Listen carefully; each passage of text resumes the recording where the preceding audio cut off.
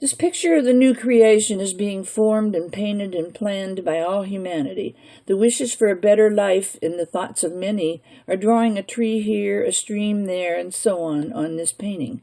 The more awakening and educating of humanity that can take place, the more beautiful this picture will be.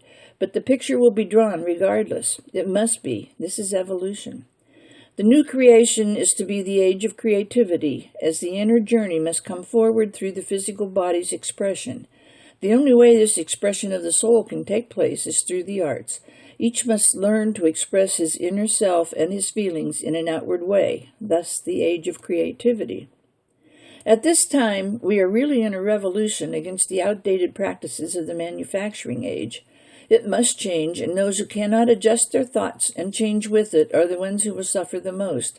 There is always a difficult period of adjustment when a revolution involving the people's ability to clothe and feed and house themselves is at stake. We are going through a sociological change. This change in society must come about. This changeover from the manufacturing age to the age of creativity has put today's world in the throes of beginning chaos. The economy is changing into that of becoming a marketplace for only that which comes from each one's contact with their inner being. The quality of each article produced will determine its value and its salability. What comes from the center of a person's being, the truth of his being, is what will determine his ability to earn his livelihood in the coming days. This has always been true to a certain extent, but will become much more pronounced. This coming age of creativity, or the new creation, will come about by each creating their own personal reality through their thoughts, which then becomes their personality. To express this creativity is much more difficult for the men. They are having a much harder time adjusting to the changes that are upon us, both as a society and also as individuals. They will have a more difficult time learning to use their creativity, but they must not deny it. Men need to have the emotional release of beauty through creativity to help soften and color the male ego and make its masculinity at its finest. Women need to have the ability to be able to create beauty and express it in a powerful yet dainty and feminine way. For some, the expression of creativity may just take on the form of planning, cooking, and serving a balanced diet to their loved ones, but this is their form of creative outlet, of giving love and expression from the center of their being. For another, it may be growing flowers in their garden, their love of nature being expressed through the growing of these beautiful flowers, and most often giving them away as their gift to their fellow man, and what a beautiful gift it is. The mineral kingdom expresses love in many different ways also, the gemstones through their beauty and other minerals through health-giving qualities. Flowers express their love with their perfume, the very essence of their being. Other plants and trees express love with their healing qualities or the comfort they give with their shade. Birds express their love with the beauty of their song. Other animals express their love with their gracefulness or their agility or their beauty. The human kingdom is no different than the other kingdoms. What greater way could love be expressed than by following the lead of the kingdoms ahead of us in nature? Each human expresses love through their very special abilities. It will not be the same for all. The essence of each one is different from all others, and the best way any can express love is by doing what he does best, to express the beauty of his or her inner self and humbly offering it to his family, the rest of humanity. All do not have to be Picassos or Beethovens. The shopkeeper may express his inner self in his window displays. For some, it will be through their livelihood. For others, the expression will come in their leisure moments, but it must come some way or other. The goal, that of synthesized man, will only come through the expression of the soul through the arts. The sooner this is realized, the quicker an entity will be able to accomplish his goal. But if he is constantly and continually trying to do this through perfection of the physical body or through the education of the mental body, he will never achieve it. It must be done through the emotional body, through some form of self-expression, through the arts, through beauty, coloring, harmony, the bridging between the higher and the lower. It has been well known for a long time that using crafts with the mentally retarded through art projects is a great help to them. This works exactly the same for all. It would be far better to pick up a paintbrush and paint an amateur or even ugly painting than to take a tranquilizer or aspirin or alcohol to calm the nerves. Even those going to health clubs would do well to spend half the time spent at the health club in an artistic pursuit of some sort. In the competition of today's world, it is hard to draw a fine line between self-aggrandizement and common sense advertising of one's abilities. The truth of which one you are into will show in the ultimate long-term, not short-term, staying power of your particular product or craft or art or whatever it is you are wanting to accomplish to earn your daily bread. For most of humanity, earning their daily bread will not change quickly from what it had been, but will evolve rather slowly. It will be by simply being a humanitarian and helping your fellow man in any way or through any opportunity that presents itself. This in turn will bring the opportunities to you that will show you wherein lies your special talent or niche in the scheme of things. You may try many different ways of lending a helping hand or serving in some capacity in charitable work before you find what it is that you are really good at and makes you personally feel satisfied, full, and complete. Then you will have found your own personal way of serving humanity. At this time, you must take this idea or service or product and work with it and bend it to form it into a structure that will enable you to do it on a full-time basis to earn your living and supply a service that you are good at and that is good and beneficial for you. By this time, of course, you will no longer care if you become rich or not as far as money is concerned, because your own personal satisfaction will be all that matters. You can do as much or as little of the service as you need to fulfill your financial obligations. The importance of creativity can't be stressed often enough because this releases the brakes holding back the soul, which then opens floodgates for the streaming through of the spirit of truth. Most of the great inventions on our planet were brought about this way. A lot of the great music flowed out this way. Once the flow is started, it feeds itself and continues to become deeper and more beautiful. Writing works exactly the same way, speaking also. Once it starts flowing, it becomes more of a pure flow. The creative channel is available to all. When it opens up in an individual, this is their rebirth into continuity. They will no longer need to have anyone else find the truth for them, because one person's truth can never be another's.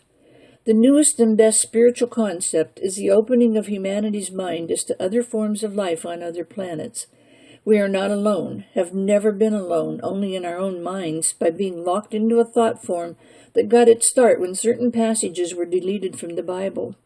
Any reference to visitors from other planets was deleted, and this closed the lid of the coffin on humanity in a way that could not have been planned any better by a mastermind, because it dealt their spiritual life and knowledge a death blow. This was and is a much more serious problem than any yet realized. Our non-enlightenment as far as other life in the firmament besides ourselves is unfortunate, because it does make higher spiritual ideas much harder for the teachers and guides to put forth to us. Just a simple belief in other life forms is all that is needed to open wide the spiritual doors. There is no way anyone could have foreseen how serious a problem this would become as far as blocking the minds of these divine sparks and preventing them from attaining their birthright, their divine mind, which each of them have, unused for the most part, as an integral part of them.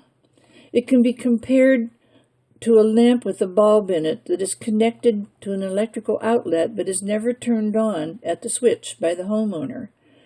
Picture all this unused light and untapped energy, and then consider that only one light in every 10,000 people is ever turned on. You will perhaps get a better idea of the frustration and disappointment of the teachers and guides at not being able to light up the other 9,999. When one's lamp is lit, he does have a spiritual obligation to show the way to others and help the higher beings try to light up the other dark bodies. To deny this obligation, then, would be to isolate your light and dim its brilliance and not let it be a beacon to others in their dark hours. This would be the ultimate in self-centeredness and selfishness, and would then, in turn, set back your own evolutionary progress and growth and be a detrimental lifetime for your seed core. In other words, to not let your light shine would destroy a lot of good hard work and growth that has taken place in the past lifetimes. One thing the churches are doing right is that they are serving the purpose of keeping humanity reminded that there is more to them than just their materialistic everyday lives. So even though they are not always able to help people find their higher self, they at least keep them aware that there is a higher self. In the restructuring that must take place in our lives and in society, there needs to be an understanding of the role the churches will have in the new picture. Worship in the future will not be held in churches. It will either be in the outdoors or in a musical greenhouse environment for true spiritual worship, which is, after all, communion with the Creator. These structures or gardens will also encompass all of His kingdoms in one way or another. It will be a place of the most beautiful spiritual happenings that will be available on earth, because when all the components of original creation are present, it will bring spiritual fulfillment at long last to humanity. These worship gardens will be enlightening and inspirational lecture, concert, art displays. Can you picture going to worship in a beautiful garden environment? There's nothing to block your communication with yourself, which is what worship should be. Instead of sitting in a stuffy closed room that is often dark and gloomy, you would be free to experience all the beauty of your existence. Instead of listening to another person's sermon, which is actually attending his or her university, you would be attending your own university, your own source of information. The need for love that humanity has can be filled by true spiritual worship, which is the communion of your mind, body, and soul as one synthesized unit in complete rapport with universal harmony. It can be accomplished and should be on a regular basis as food, if you will, for the soul, a feast of love that will be fulfilling to each on a different time schedule. In other words, one may need to have this period of worship weekly, another daily, and another monthly. It is a very individual, personal need of each one's soul and can be accomplished in any place. It does not and probably will not need to be in a church building. Humanity needs to understand much more about energy vibrations because this is the one great influence on everything in the universe. Humanity's understanding of how energy vibrations work is comparable to the kindergarten student's conception of how the atomic bomb works. Energy hits the earth at a set rate of 7 waves per second. I'd like you to picture water hitting the beach. It hits at 1 wave per 30 seconds. Imagine it at 7 waves per second. You can't even mentally count to 7 in 1 second. It is a faster current of air washing continuously over Earth. This cannot be felt. It is not like a breeze or wind. It has a pulsing motion like a heart pumping blood. The pulsations are fast enough that they form a steady rhythm that is not sensed or felt, but nevertheless is there. Right now, if things on Earth could be timed to harmonize with these 7 beats per second, they would work well. Yes, machinery also. The human body, plants, bodies of water, everything in nature is in harmony with them, or they are ill or not growing well, or in the case of water, not being cleansed. The bodies of water will clean themselves constantly if the proper pulsations hit their surface. Any pollutants on the surface block the pulsations and affect the cleanliness of the water. The trees and plants are affected the same way. The smog in and around our cities has the effect of coating the plants, so the pulses are not felt as they should be. This is part of the need for rain, not only to water the roots, but to wash the dirt and film from the growing plants. Humans are affected probably to a larger degree than plants by anything that changes these pulses that are hitting the body at all times. If a limb is kept in a cast for any length of time, it is affected because the waves cannot reach through that cast. It begins to die because of the lack of these energy waves. The air that hits plants or humans or a body of water is energy, a vital, sparkling, tingling, alive energy. Picture a glass of water with an Alka-Seltzer tablet dropped in it. This activity takes place on top of the water and would be a good description of what the energy waves hitting Earth would look like if you could see them. The energy waves are made up of many different particles of bubbling, fizzing matter, a combination that has many elements beneficial to all life on Earth. These are so infinitesimal that at present on Earth we have not the means to dissect these energy waves, so their makeup is not known to us. When the way is found to analyze and break down the ingredients in the elixir of the universe, then will the new energy form be understood. The new creation is the understanding of the new teachings, although a major portion of humanity will never be able to understand these new teachings, because the human heart is tied emotionally to the biblical story. Whether we know it consciously or not, we quickly find out we are when we try to break free of former beliefs. This is not just a result of this lifetime, we must remember, but of every incarnation we have had in the last 2,000 years. Each religion embraces part of the truth, but only part. This is not the direct fault of any on earth today, but it is the fault indirectly of all on earth today, because we were all here on earth as other entities when the misinterpretations crept in. Therefore, we are all equally to blame, and we are all equally capable of correcting the wrong teachings. As a matter of fact, we helped write and shape and form the biblical story. We must now help write and shape and form the new creation. Any creative enterprise that is undertaken is doing exactly that, and this fact must be kept in mind by anyone who attempts to create an item that will be read, used, looked at, or listened to. Take, for instance, books. Non-fiction books are the ones that will have the most effect, because people realize to a certain extent when reading fiction that it is make-believe. I believe that authors and publishers should take responsibility for what is put before the public, as this is what is shaping the future. Our future will be likened to the opening the door to a bright, clean new house and furnishing and equipping that new house with the best possible furnishings and equipment. This future will be based on the age of creativity.